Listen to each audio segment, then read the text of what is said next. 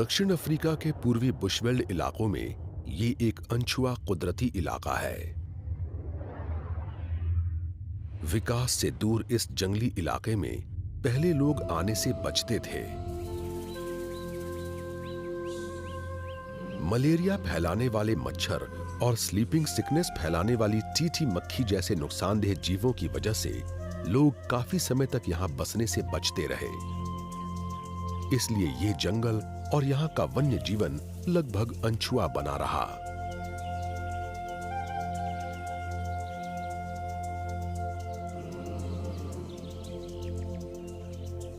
फिर रोमांच पसंद करने वाले कुछ पायनियरों ने बीमारियों और खतरनाक जीवों का सामना करके इसे बदल दिया, लेकिन उनकी खोजबीन का वन्य जीवन पर बुरा असर पड़ा। लगभग 100 साल पहले शिकारियों को इस जगह का पता चला और कई वर्षों तक ट्रैकर यहाँ के जंगली जीवों का पता लगाते रहे और शिकारी उन्हें मारते रहे। यहाँ पाए जाने वाले बड़े जानवरों ने राजकुमारों और राष्ट्रपतियों को आकर्षित किया और वे सब के सब बिग 5 कहलाने वाले इन जीवों को ढूंढकर उनका शिकार करना चाहते थे। शेर, अफ्रीका के जानवरों का राजा।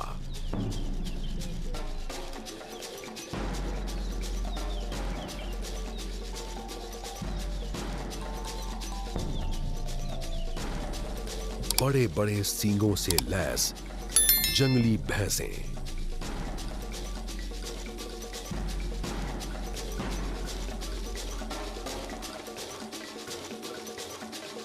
गैंडा जिसके सींग में जादुई ताकत बताई जाती है,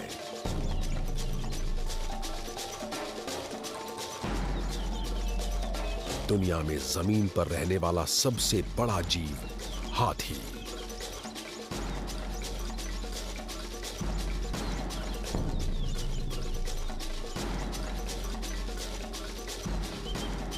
और छिपकर रहने वाला चालाक और खूबसूरत तेंदुआ। इन पांचों जीवों को शिकार करने के लिहाज से सबसे खतरनाक माना जाता है। परिंदों और बिग 5 के बहुत ज्यादा शिकार से यहां जीवों की तादाद में भारी गिरावट आई, जिसने भविष्य की समझ रखने वाले कुछ कंजर्वेशनिस्टों को 35 साल पहले एक ऐतिहासिक कदम उठाने की प्रेरणा दी और उन्होंने बचे हुए जीवों की हिफाजत के लिए पहल की।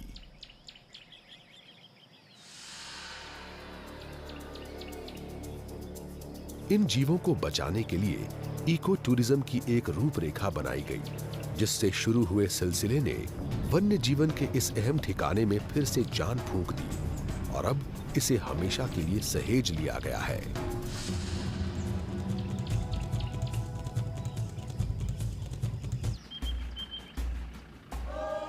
ये इस जंगली इलाके को दोस्तों और परिवार वालों को दिखाने के मकसद से एक निजी कोशिश के तौर पर शुरू हुआ था और उस समय लोग पुरानी लैंड रोवर गाड़ियों में जंगल में घूमते रहते थे। आज ये इलाका साउथ अफ्रीका के सबसे आकर्षक और लोकप्रिय वाइल्ड लाइफ हॉलिडे ठिकानों में से एक बन चुका है।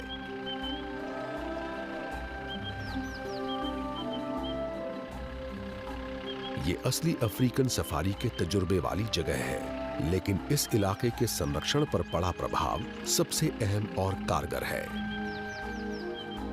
अफ्रीका में सबसे ज्यादा विविधता वाला एक इकोसिस्टम इसी इलाके में है, जिसमें 500 से ज्यादा किस्म के परिंदे देखे गए हैं और 145 तरह के स्तनधारी जीव पाए जाते हैं। यहाँ शिकार बनने वाले और शिकार करने वाले जीवों की भरमार है। शाकाहारी जीवों के भोजन स्रोत के रूप में यहाँ उपलब्ध अनेक तरह की वनस्पतियों में पेड़ों की 330 किस्में शामिल हैं। इससे यहाँ शाकाहारी जीवों की काफी बड़ी तादाद पलती बढ़ती है और वो यहाँ पाए जाने वाले मांसाहारी स्तनधारी सरीसृपों और उभयचरों का भोजन बनते हैं। डॉर्फ मंगूस जैसे सबसे छोटे मांसाहारी जीव से लेकर दुनिया के सबसे ऊंचे शाकाहारी जीव जिराफ तक सबको यहाँ देखा जा सकता है। यहाँ सफारी पर जाना अफ्रीकी जंगल की कुदरती जिंदगी को महसूस करने का मौका है। यहां कुछ अनोखा हो रहा है। ये जिराफ अजीब तरह से पेश आ रहे हैं। ये सभी एक ही दिशा में देख रहे हैं। इनके कान सजग हैं और ये पूरे गौर से सुन रहे हैं। शेर, अफ्रीका के सबसे बड़े विडाल वंशी शिकारी। लेकिन जिराफ कोई आसान शिकार नहीं है। नर जिराफ की ऊंचाई 5.4 मीटर और वजन लगभग 1000 किलो तक हो सकता है। अपनी लंबी टांगों और बड़े बड़े खुरों से ये जोरदार हमला कर सकते हैं, जो किसी शेर के लिए जानलेवा हो सकता है। जिराफ अपने ऊंचे कद का फायदा उठाते हैं। अपने आसपास के इलाके में इस तरह से निगाह रखने की क्षमता जिराफ के लिए शिकारियों के हमलों से बचने का एक और सुरक्षा उपाय है। लेकिन ये शेरनी अकेली है। अपने झुंड की मदद के बिना इससे जिराफों को कोई खतरा नहीं है।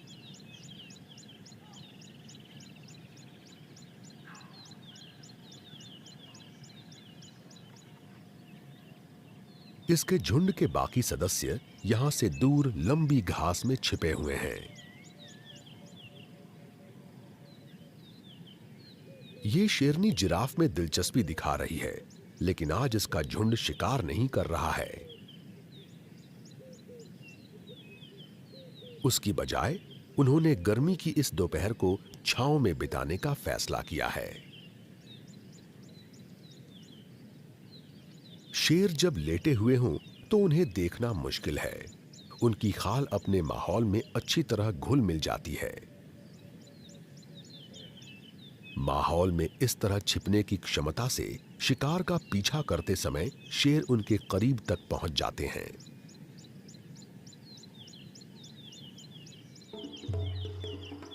दक्षिण में आगे झुंड के नर भी आराम कर रहे हैं।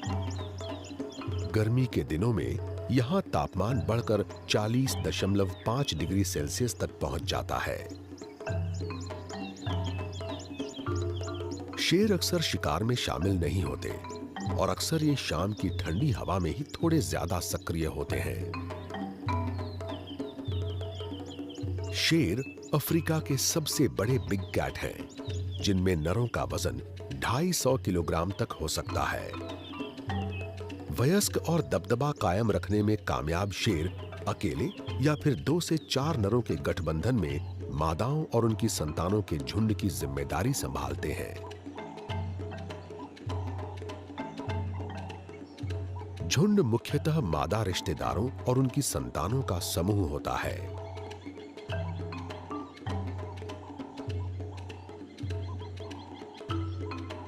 शेरनियां पॉलिएस्ट्रस होती हैं, यानी ये साल भर में कई बार प्रजनन के लिए तैयार हो सकती हैं। वैसे तो शेर साल में किसी भी समय मिलन करके संतानें पैदा कर सकते हैं, लेकिन झुंड की मादाएं अक्सर तालमेल के साथ प्रजनन करती हैं। इससे इन्हें एक साथ अपने शावकों को पालने और दूध पिलाने का मौका मिल जाता है। ज्यादातर शिकार शेरनियां ही करती हैं, लेकिन ये अपना काफी वक्त आराम करने में बिताती हैं। ये दिन में लगभग 20 घंटे तक आराम करती रह सकती हैं। शेर अक्सर शाम के बाद ज्यादा सक्रिय रहते हैं। इस समय ये पहले एक दूसरे की साज संवार और मिलने जुलने में थोड़ा वक्त बिताते हैं। झुंड के सदस्य सिर्फ नजदीकी रिश्तेदार ही नहीं होते, बल्कि अपनी संतानों और झुंड की दूसरी मादाओं से इनका बहुत अच्छा रिश्ता भी होता है।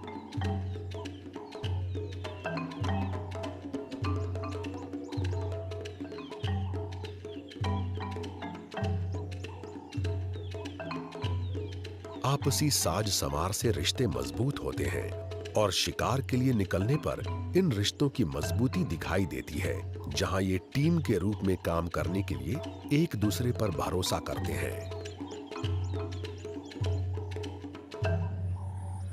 किसी जमाने में शेरों की दहाड़ एक डरावनी आवाज थी, जो रात को कैंप फायर के आसपास सुनाई देती थी।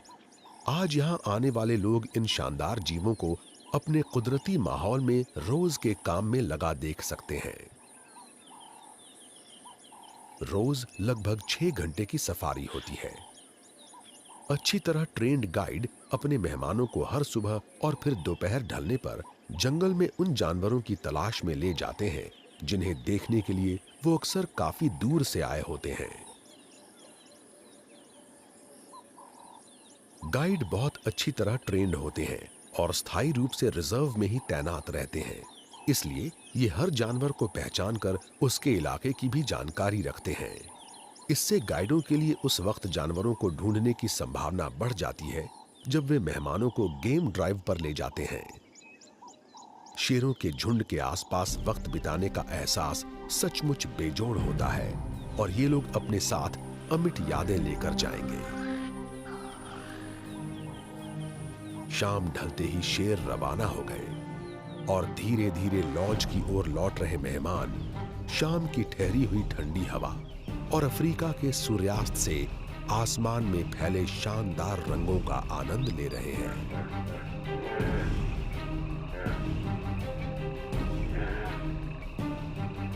सैबी नदी में हिप्पो का एक झुंड शाम के लिए तैयार हो रहा है और रात के आसमान में चांद चढ़ने लगा है। इस सफारी के पहले दिन का ये बिल्कुल सही अंत है।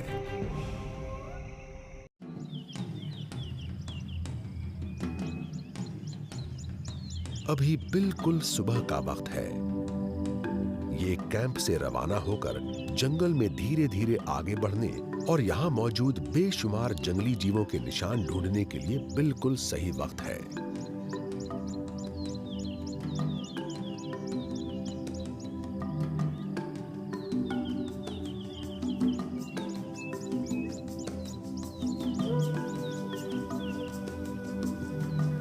इन्हें लगभग तुरंत ही इनाम के तौर पर एक जल कुंड की गहराइयों से निकलते 2 हिप्पो नजर आ गए।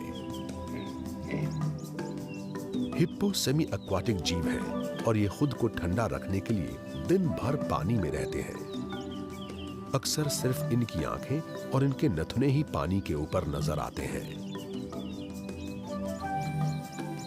शाम के समय ये अपने जल कुंड या नदियों के किनारों पर उगी घास खाने के लिए पानी से निकलकर बाहर आ जाते हैं। लेकिन हिप्पो यहां अकेले नहीं है। पानी से रंभाने की हल्की आवाजें आ रही हैं। भैंसों का एक छोटा सा झुंड घुटने तक गहरे पानी में है और अपनी प्यास बुझाते हुए ये शोर भी कर रहे हैं। चरने और आवास क्षेत्र के मामले में ये जीव हालात के मुताबिक बखूबी ढल सकते हैं, लेकिन एक चीज इन्हें रोज चाहिए, वो है पानी। इसका अर्थ है कि ये सिर्फ ऐसे इलाकों में ही रह सकते हैं जहां साल भर पानी उपलब्ध कराने वाले स्रोत हों। पहले इन जीवों को बिग 5 में इसलिए शामिल किया गया था कि ये मुड़कर शिकारियों को घेरने और अपने दुश्मनों पर अचानक पीछे से हमला करने के लिए बदनाम थे।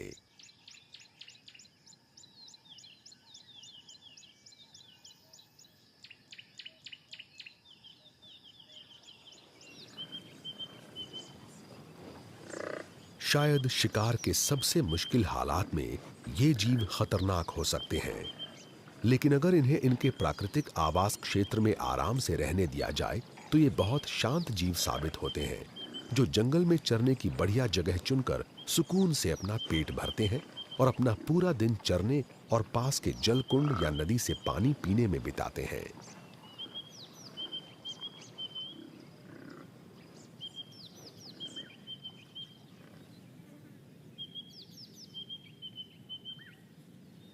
शांत लगने के बावजूद ये भैंसें वास्तव में शिकार बनने वाली प्रजाति हैं और ये अपने झुंड के किसी बच्चे या वयस्क को खतरा होने पर किसी भी शिकारी पर हमला कर सकती हैं। भैंसें झुंड में रहती हैं, लेकिन इनके नर अक्सर बैचलर ग्रुप बना लेते हैं। इसमें समान उम्र वाले नर होते हैं जो मुख्य झुंड के एक छोटे हिस्से के रूप में रहते हैं।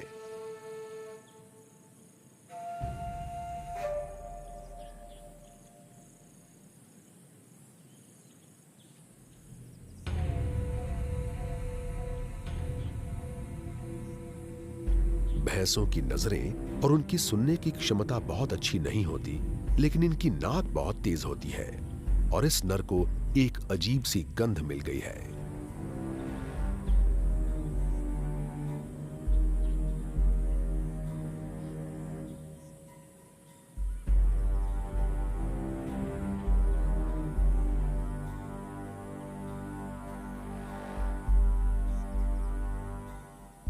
इस गंध से ये जरूरत से ज्यादा सतर्क नहीं है, लेकिन ये अपने हाव भाव से दिखा रहा है कि इसे अनजान जीवों की मौजूदगी की जानकारी है।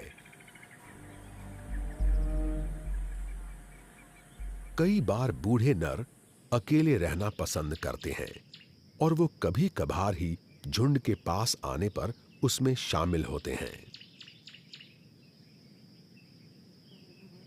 भैंसें अक्सर कीचड़ में नहाने का आनंद लेती रहती हैं।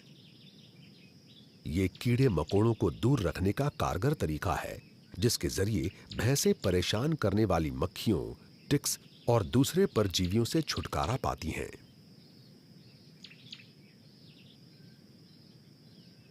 गर्मी के दिनों में ठंडे कीचड़ से भरा एक गड्ढा अफ्रीका की झुलसा देने वाली धूप से बचने का बिल्कुल सही उपाय है। अपने बचाव के लिए नर और मादा दोनों के सिर पर बड़े बड़े सींग होते हैं।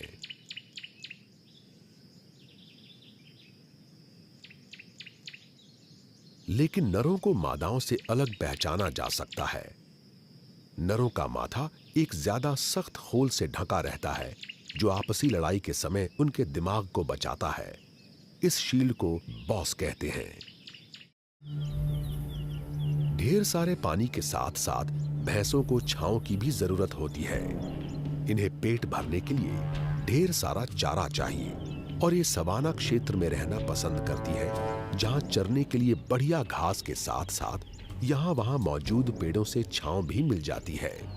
ये झुंड में रहने वाले जीव हैं और झुंड में इनकी तादाद 1000 तक हो सकती है। इनके झुंड का अपना कोई निश्चित इलाका नहीं होता, लेकिन ये एक निश्चित दायरे में घूमते हैं और शायद ही कभी भैंसों के दूसरे झुंड के इलाके में घुसते हैं। दोपहर के आसपास गर्मी काफी बढ़ गई है और जंगल शांत हो गया है, क्योंकि जीव जंतु अब खाने की तलाश छोड़कर छांव में या कीचड़ के गड्ढों में बैठकर गर्मी के खत्म होने का इंतजार कर रहे हैं। गाइडों के लिए ये अपने मेहमानों को आराम करने के लिए वापस लॉज में ले जाने का संकेत है, ताकि वे दोपहर बाद की सफारी के लिए तैयार हो सकें।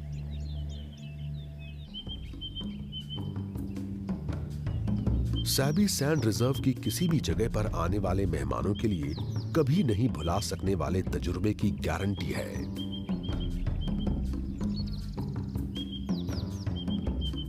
रोज की गतिविधियां इस तरह तय की गई हैं कि ज्यादा से ज्यादा जीव जंतु दिख सकें और यहाँ के गाइड अपने आसपास के माहौल को समझने और इस इलाके और यहाँ के जीवों के बारे में मेहमानों को अपनी जबरदस्त जानकारियों से वाकिफ कराने के लिए अच्छी तरह ट्रेंड हैं।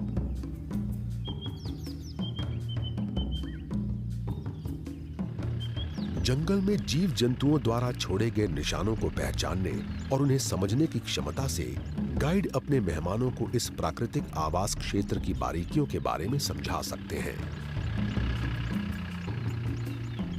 आमतौर पर बिग 5 यहाँ के मेहमानों की साइटिंग विश लिस्ट में सबसे ऊपर होते हैं, लेकिन यहाँ मौजूद प्रजातियों की विविधता उनके वाइल्ड लाइफ के तजुर्बे को मुकम्मल बनाती है।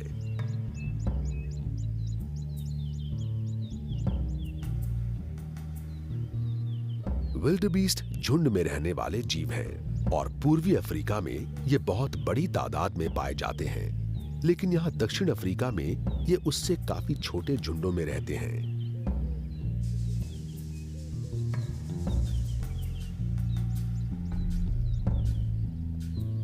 इनके समूह का आकार चारे और रहने की जगह की उपलब्धता से तय होता है और यहाँ ये उस इलाके में कई अन्य जीवों के साथ रहते हैं।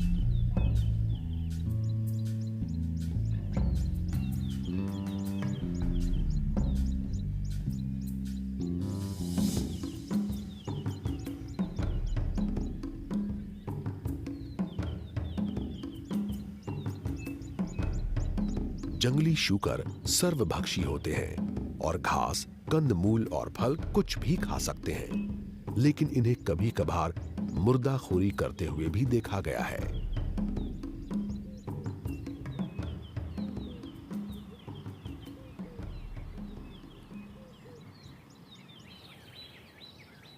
सफारी आगे बढ़ रही है और जंगल में कुछ दूरी पर एक बड़ा सा जीव मौजूद है। यहां हाथी है।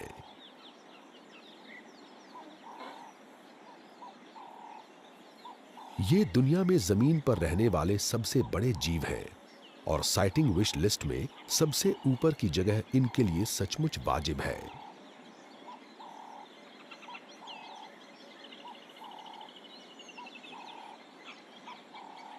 अपने बड़े आकार और अपनी जबरदस्त ताकत के बावजूद आजकल हाथियों को इस तरह देखना बिल्कुल सुरक्षित है।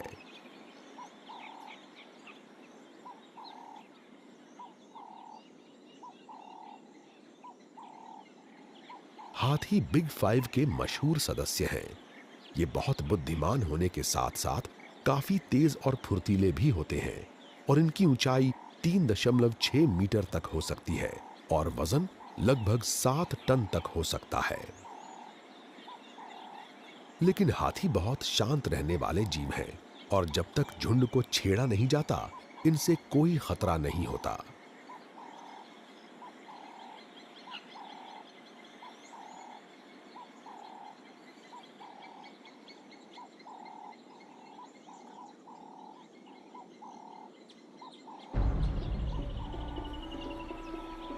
इस तरह के हालात में जब कोई हथनी अपने बच्चे के साथ बहुत करीब मौजूद हो, तो जानवरों के व्यवहार के बारे में गाइड की जानकारी बहुत अहमियत रखती है। हथनी को अगर महसूस हो कि उसके बच्चे को खतरा है, तो वो बहुत तेजी से जानलेवा हमला कर सकती है।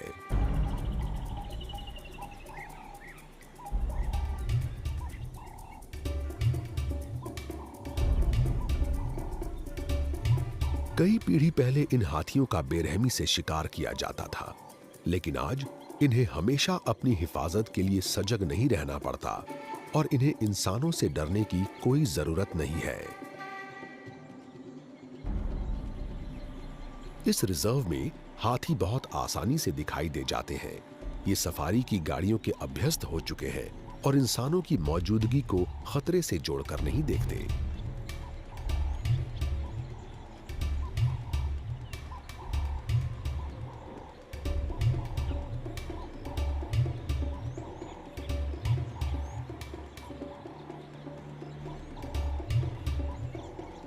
हाथियों को उनके कुदरती माहौल में देखना हमेशा बहुत रोमांचक और कमाल का अनुभव होता है।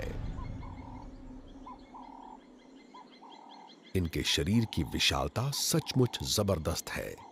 लंबी गठीली सूंड की मदद से ये दिन भर जंगलों में चरते रहते हैं और खाने के लिए बेहतरीन पत्ते और टहनियां चुनते रहते हैं।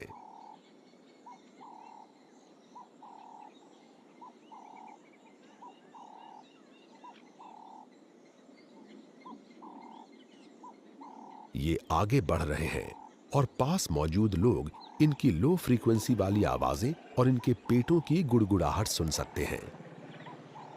अक्सर इन आवाजों और झाड़ियों की सरसराहट और टहनियों के टूटने की आवाज से ही गाइडों को जंगल में मौजूद हाथियों की मौजूदगी का पता चलता है।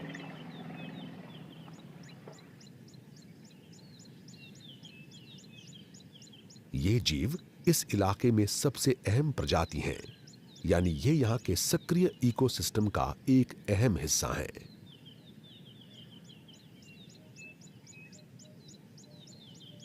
हाथी काफी हरियाली चरते हैं, लेकिन उनका पाचन तंत्र उसके बहुत कम हिस्से को ठीक से पचा पाता है।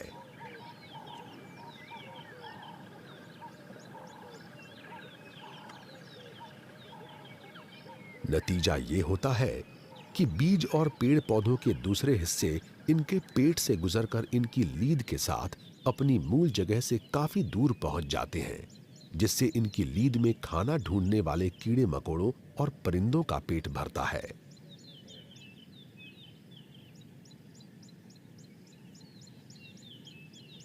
लेकिन इनके पाचन तंत्र के डायमेंशन बहुत दिलचस्प हैं। इनके बहुत बड़े से पेट की तुलना में इनका मुंह काफी छोटा होता है। किसी बड़े नर की आंतों की लंबाई 19 मीटर तक हो सकती है।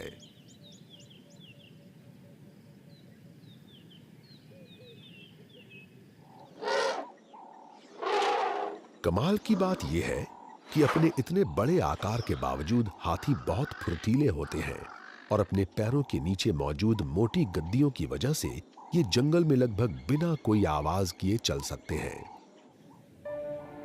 अपनी इस खासियत और अपने रंग की वजह से इन्हें अपने माहौल में आसानी से छिपने की सहूलियत मिलती है और रात होते ही ये विशाल जीव जंगल में बखूबी घुल मिल जाते हैं।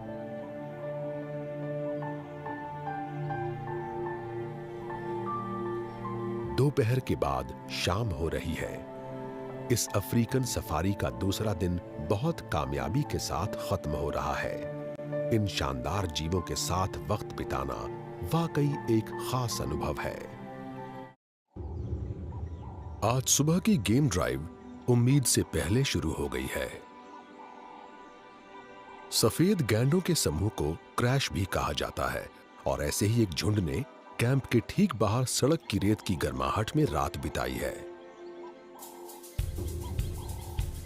और अभी ये अपना दिन शुरू करने के लिए तैयार नहीं है। एशिया में इलाज के पारंपरिक तरीकों में राइनो यानी गैंडे के सींग की काफी मांग रहती है और कई साल पहले लगभग विलुप्त होने की हालत तक शिकार किए जाने के बावजूद शिकार पर रोक वाले कानून बनने के बाद इन जीवों ने अपनी तादाद फिर से बढ़ा ली है।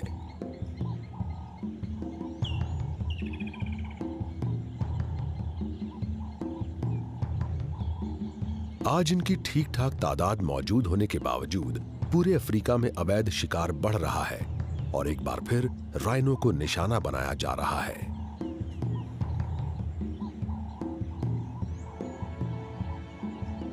लेकिन यहां ये सुरक्षित और संरक्षित हैं।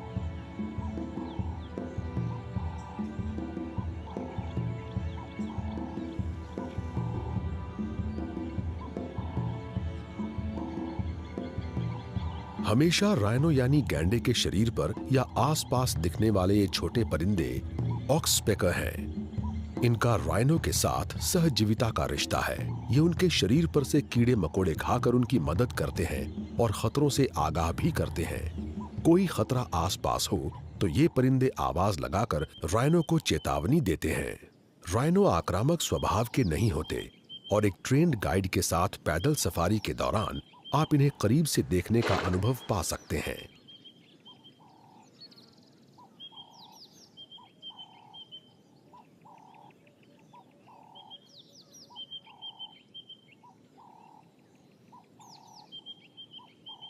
ये जानवर बहुत भारी भरकम और बेढंगे लगते हैं और इनकी आंखें भी कमजोर होती हैं, लेकिन इनकी नाक और इनके कान बहुत तेज होते हैं।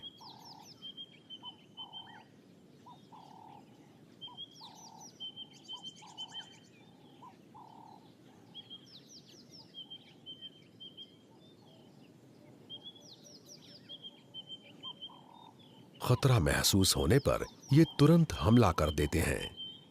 ये वाकई बहुत ताकतवर जीव हैं। राइनो तकरीबन 65 किलोमीटर प्रति घंटे तक की रफ्तार से दौड़ सकते हैं। आकार के मामले में गैंडे अफ्रीकी हाथी के बाद दूसरे नंबर पर हैं और इनका वजन 2700 किलोग्राम तक हो सकता है। अपने भारी भरकम शरीर की वजह से ये बहुत सख्त जान और मजबूत दिखते हैं, लेकिन इनकी खाल हैरतअंगेज ढंग से नरम है।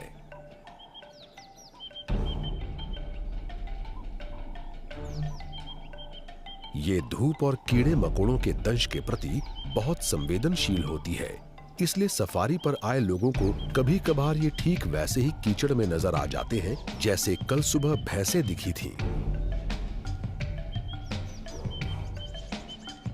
गैंडे चरने वाले जीव हैं और इस रिजर्व में मौजूद सवाना और घास के मैदान के मिले जुले इलाके इनके रहने के लिए बिल्कुल सही हैं।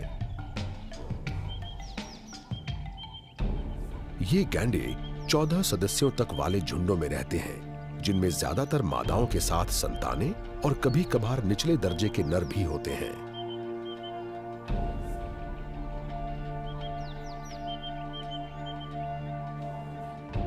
लेकिन ज्यादातर वयस्क नर अकेले रहते हैं और दबदबा कायम रखने वाले नर अपने इलाके की हिफाजत करते हैं।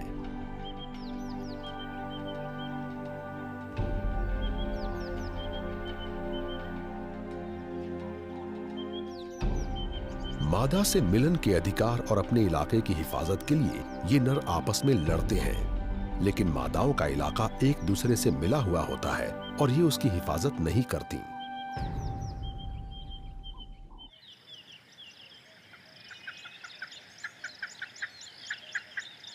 आसमान में सूरज ढलने के साथ ही जंगल में नटाल फ्रैंकोलिन की आवाज गूंजने लगी है।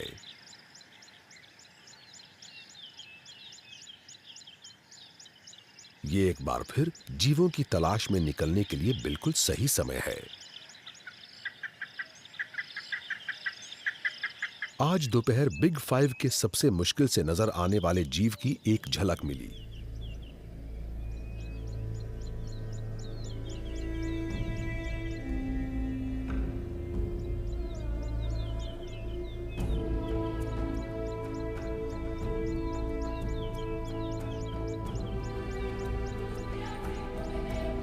ये तेंदुआ है।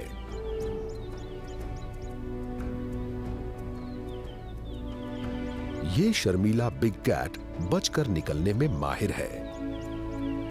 कई शिकारी इसकी काले रोजेट से सजी खूबसूरत सुनहरी खाल के लिए इसका शिकार करना चाहते हैं।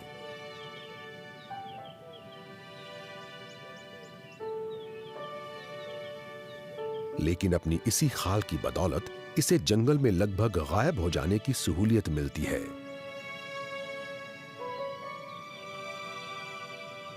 अपने माहौल में अच्छी तरह घुल मिल जाने वाले इस जीव को छिपने की जगह पर देखना बहुत मुश्किल है। इसलिए गेम ड्राइव में मेहमानों और गाइडों दोनों के लिए किस्मत से तेंदुए का दिख जाना वाकई बहुत बड़ी कामयाबी है।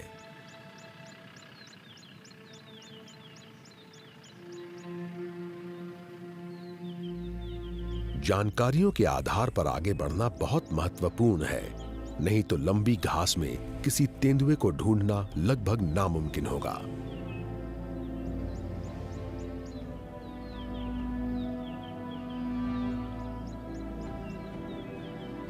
लेकिन गाइड की नजरें बहुत तेज हैं और इसने तेंदुए को ढूंढ लिया।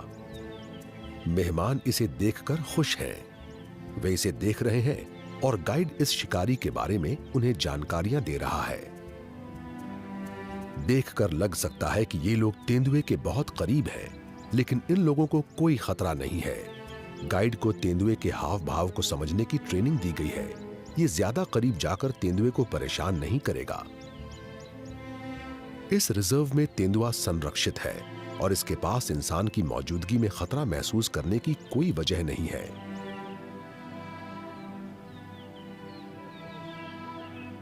अब यहां शिकार नहीं होता और ये सुरक्षित इलाका है। इस तरह की साइटिंग से मेहमानों को बढ़िया फोटो खींचने का मौका मिलता है। इन शानदार जीवों को इनके किसी तेंदुए को पेड़ पर आराम करते हुए देखना अफ्रीकन सफारी की सबसे अच्छी साइटिंग में से एक है।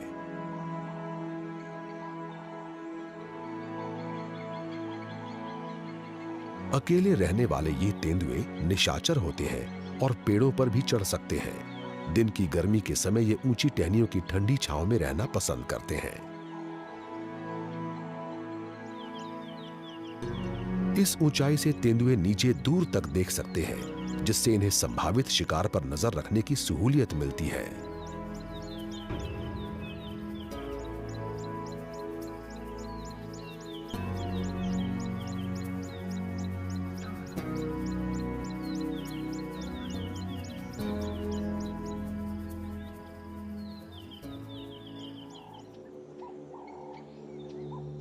बेहद फुर्तीले और ताकतवर तेंदुए नजर में नहीं आने के लिए मशहूर हैं और ये ऊपर से छलांग लगाकर नीचे मौजूद शिकार को कुछ ही पलों में मार सकते हैं। और अपने से 3 गुना ज्यादा वजन वाले शिकार को खाने के लिए पेड़ पर ले जा सकते हैं।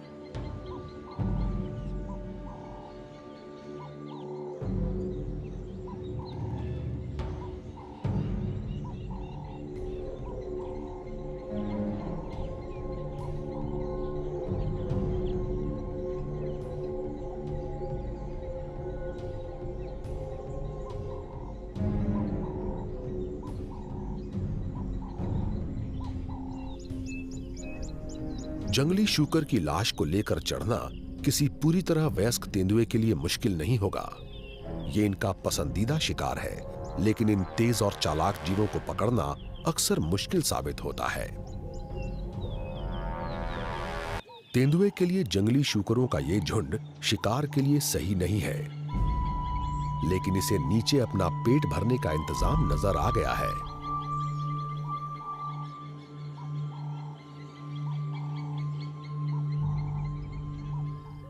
ऊपर छिपे खतरे से बेखबर जंगली शूकरों का ये परिवार धीरे धीरे घास चरते हुए आगे बढ़ रहा है।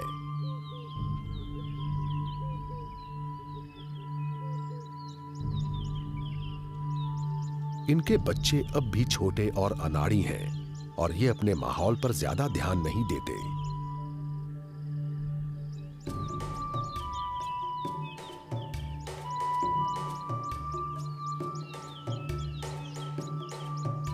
ये सीधे पेड़ के नीचे आ गए हैं और इन्हें पता नहीं है कि इनके ऊपर पक्की मौत मौजूद है।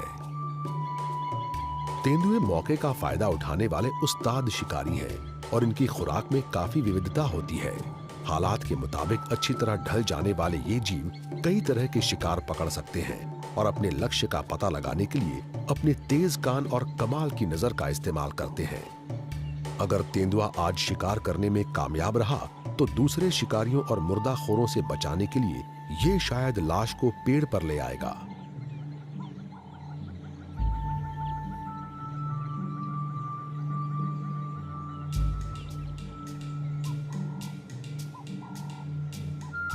ये तेंदुआ एक शूकर पर नजर रख रहा है।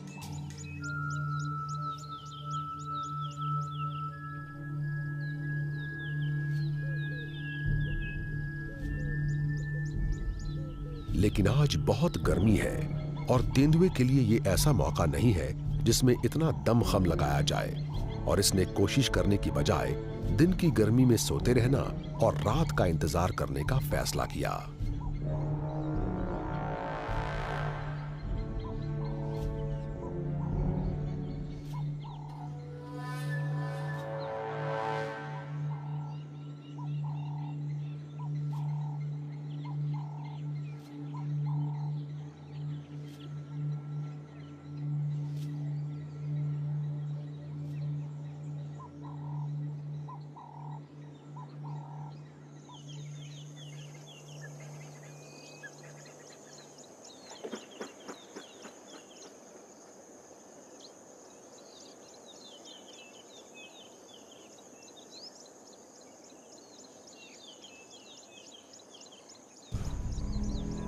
अफ्रीकन बुशवेल्ड पर सूरज ढल रहा है और गाइड अपने मेहमानों के साथ लॉज की ओर लौटते हुए रास्ते में भैंसों को देख रहे हैं।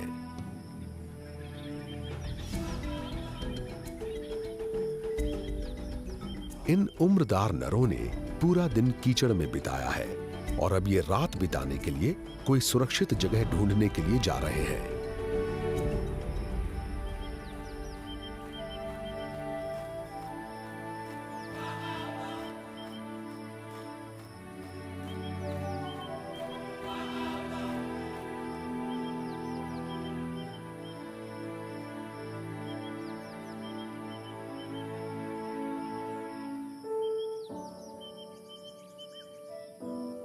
शिकार के लिहाज से भैंसें खतरनाक और बहुत मुश्किल से काबू में आने वाले जीव हैं, लेकिन शेरों का कोई अनुभवी झुंड इनमें से किसी को शिकार बनाने की बेझिझक कोशिश कर सकता है।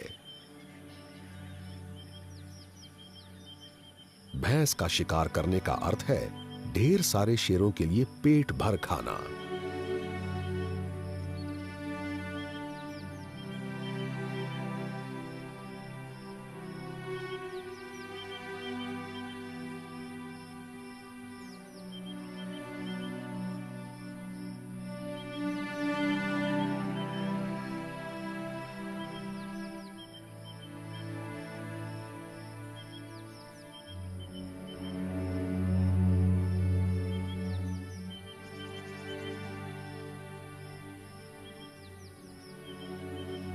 आज सुबह सड़क पर नजर आए गैंडों ने भी पूरा दिन कीचड़ में बिताया है।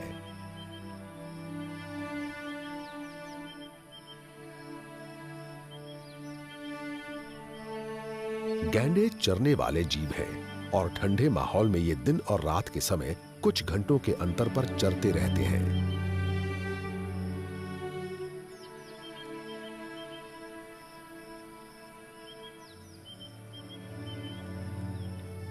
इन्हें रोज पानी की जरूरत नहीं होती, लेकिन कई बार ये उसकी खोज में 10 किलोमीटर तक चले जाते हैं। लेकिन यहां ये जरूरी नहीं है। इस इलाके के जल कुंडों और यहाँ की नदियों में ढेर सारा पानी उपलब्ध है।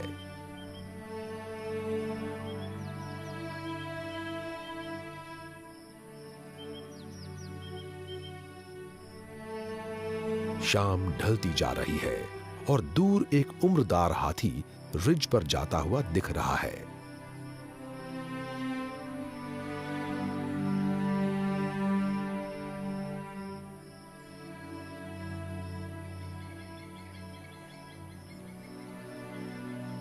तेंदुआ। सूरज की अंतिम किरणें अफ्रीका के इस विशाल आसमान में बादलों को छू रही हैं और एक बिल्कुल सही अफ्रीकन सफारी खत्म हो रही है। पुराने जमाने में शायद शिकारी यहां कैंप लगाकर अगले दिन के शिकार की योजना बनाते होंगे, लेकिन अब इस रिजर्व में जीव जंतुओं को यह भरोसा दिया जा सकता है कि उनके इलाके में आने वाले लोग सिर्फ सफारी के लिए आए मेहमान होंगे, जो इन जीवों को उनके कुदरती इलाके में देखना चाहते हैं। जब तक लोग आते रहेंगे, इस इलाके और यहाँ के वन्य जीवन के संरक्षण के लिए पैसों का इंतजाम होता रहेगा और ये जीव सुरक्षित रहेंगे।